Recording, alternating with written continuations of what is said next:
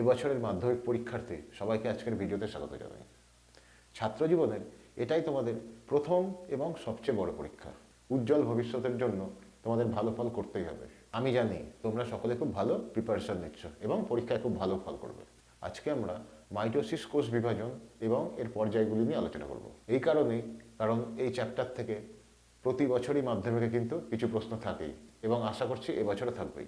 তাই তোমরা এই ভিডিওটাকে খুব মন দিয়ে দেখো এবং কোনো জায়গায় যদি বুঝতে অসুবিধা হয় তাহলে আমাকে অবশ্যই কমেন্ট করে জানিও। চলো তাহলে শুরু করি।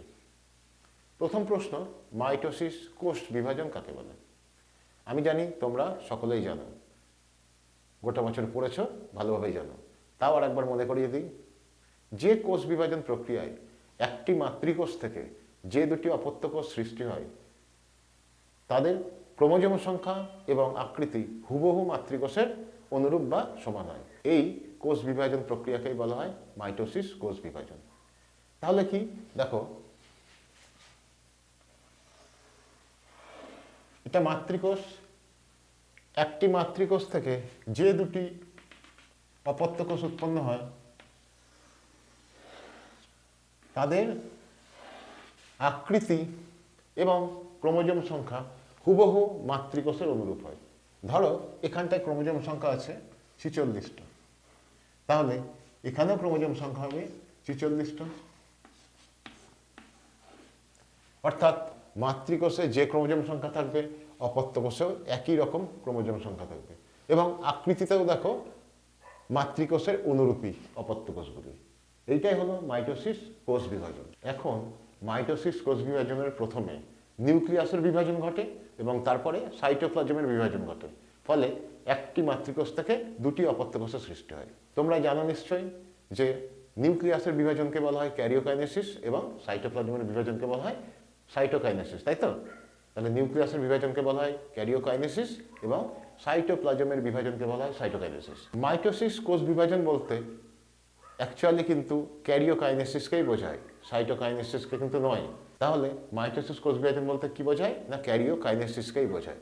এখন এই ক্যারিওকাইনেসিসের হলো 4টি দশা, অর্থাৎ নিউক্লিয়াসের বিভাজনের 4টি দশা দেখতে পাওয়া যায়। দশাগুলি কি কি? প্রোফেজ, মেটাফেজ, অ্যানাফেজ এবং টেলোফেজ।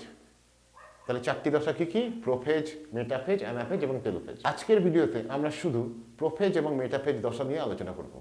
নেক্সট ভিডিওতে অ্যানাফেজ, টেলোফেজ এবং সাইটোকাইনেসিস নিয়ে আলোচনা করব। প্রথম দশাটি তাহলে কি না, প্রোফেজ।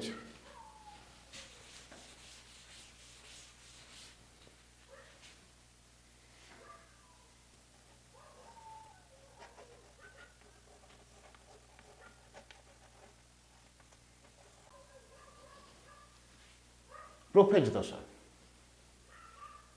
অনেকবার বোঝার পরেও তোমাদের চ্যাপ্টারটিকে কঠিন মনে হয়। যাতে কঠিন আর না মনে হয় এবং পরীক্ষায় এর থেকে প্রশ্ন এলে যাতে তোমরা খুব সহজে উত্তর দিতে পারো, তার জন্য তোমাদেরকে যে কথাটি বলছি এটা খুব মন দিয়ে শোনো। এই দশায় 4টি জিনিসের পরিবর্তন হয়।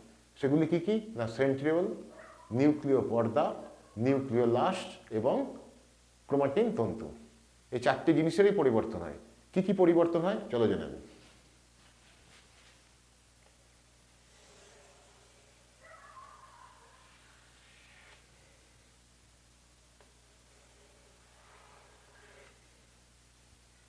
এটি কি? নিউক্লিয়াস। নিউক্লিয়াসের মধ্যে মাঝের ঘনবস্তুটি কি? মাঝের ঘনবস্তুটি হচ্ছে নিউক্লিওলাস। বাইরে নিউক্লিয় পর্দা, নিউক্লিওলাস এবং ক্রোমাটিন তন্তু। প্রথমে কি হয়? প্রথমে জলের বিয়োজন ঘটে, অর্থাৎ ক্রোমাটিন তন্তুগুলি জল বিয়োজন ঘটিয়ে এরা কুণ্ডলীকৃত হয় এবং ছোট হয়ে অর্থাৎ বেটে হয়ে ক্রোমোজোম গঠন করে, নির্দিষ্ট সংখ্যক ক্রোমোজোম গঠন করে।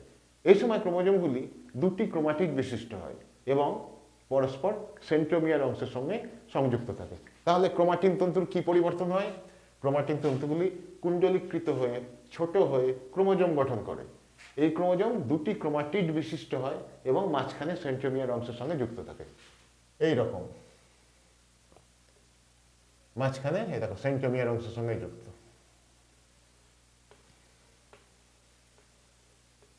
গোটাটা হলো ক্রোমোজোম।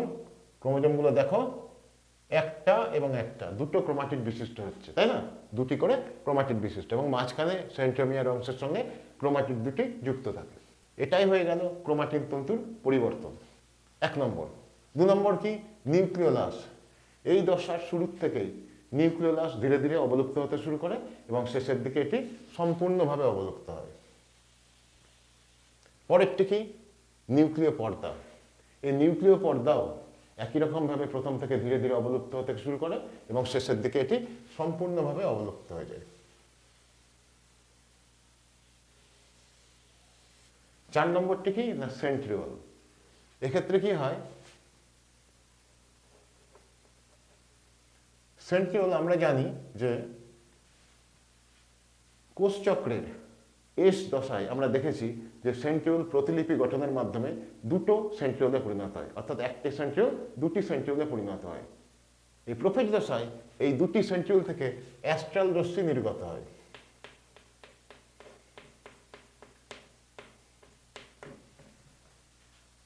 এই সময় এই সেন্ট্রিওল দুটি পরস্পর থেকে বিকর্ষণ ক্রিয়ার ফলে পরস্পরের থেকে দূরে সরে যায়, অর্থাৎ একটার থেকে আরেকটা দূরে সরে যায়, এবং এই দশার শেষের দিকে এসে এই সেন্ট্রিওল দুটি একটি আর একটির সঙ্গে 180 ডিগ্রি কোণ করে অবস্থান করে। একটি আর একটির সঙ্গে 180 ডিগ্রি কোণ করে অবস্থান করে, অর্থাৎ একটি উত্তর মেরুতে থেকে একটি দক্ষিণ মেরুতে অবস্থান করে। এখন প্রাণীকোষের ক্ষেত্রে বেম অ্যাস্ট্রাল রশ্মি গঠনকারী মাইক্রোটিউবিউল থেকে গঠিত হয় বলে প্রাণীকোষের বেমকে বলা হয় অ্যাস্ট্রাল বেম। উদ্ভিদ কোষের বেম সাইটোপ্লাজমে অনুনালিকা বা মাইক্রোটিউবিউল থেকে গঠিত হয় বলে উদ্ভিদ কোষের বেমকে বলা হয় অ্যানাস্ট্রাল বেম। এখন এই প্রোফেজ দশাটি হলো মাইটোসিস কোষ বিভাজনের প্রথম দশা এবং সবচেয়ে বড় দশা, অর্থাৎ দীর্ঘস্থায়ী দশা। টোটাল মাইটোসিস কোষ বিভাজনের যে ক্যারিওকাইনেসিস দশা, অর্থাৎ প্রোফেজ, মেটাফেজ, অ্যানাফেজ এবং টেলোফেজ, এর স্থায়িত্বকাল অর্থাৎ সময় হলো মাত্র 1 ঘন্টা। এর পরেরটি আমরা চলে আসবো মেটাফেজ দশা।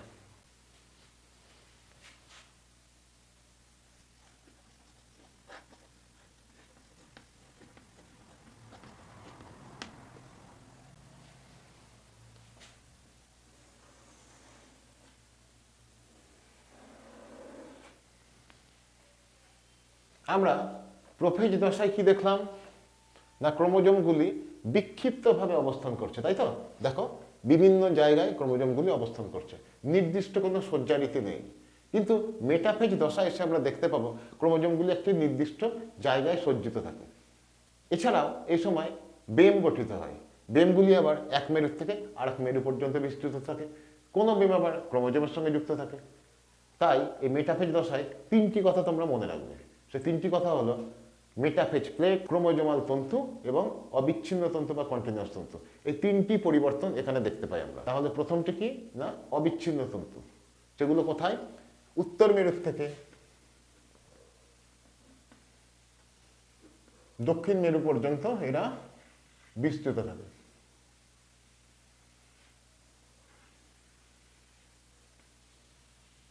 এগুলোকে বলা হয় অবিচ্ছিন্ন তন্তু বা কন্টিনিউয়াস তন্তু।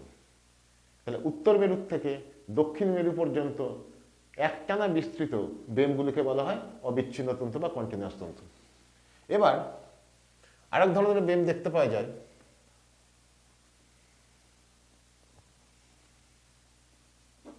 যেগুলি এক মেরু থেকে এসে ক্রোমোজোমের সেন্ট্রোমিয়ার অংশের সঙ্গে যুক্ত থাকে। ক্রোমোজোমের সেন্ট্রোমিয়ারের অংশের সঙ্গে যুক্ত থাকে। একই রকমভাবে এই মেরুর থেকেও একটি গিয়ে সেন্ট্রোমিয়ার অংশের সঙ্গে যুক্ত থাকে। তাহলে যে বেম তন্তুগুলি ক্রোমোজোমের সঙ্গে যুক্ত থাকে তাদেরকে বলা হয় ক্রোমোজোমাল তন্তু, এবং যে বেম তন্তুগুলি এক মেরু থেকে অপর মেরু পর্যন্ত বিস্তৃত থাকে তাদেরকে বলা হয় অবিচ্ছিন্ন তন্তু বা কন্টিনিউয়াস তন্তু। এবার প্রধান কথা যেটা, যে মেটাফেজ প্লেট, এটাই কিন্তু মেটাফেজ দশার গুরুত্বপূর্ণ একটি জায়গা, এবং এখান থেকে কিন্তু প্রশ্ন আসে, অর্থাৎ মেটাফেজ প্লেট কাকে বলে। দেখো, মেটাফেজ দশায় ক্রোমোজোমগুলি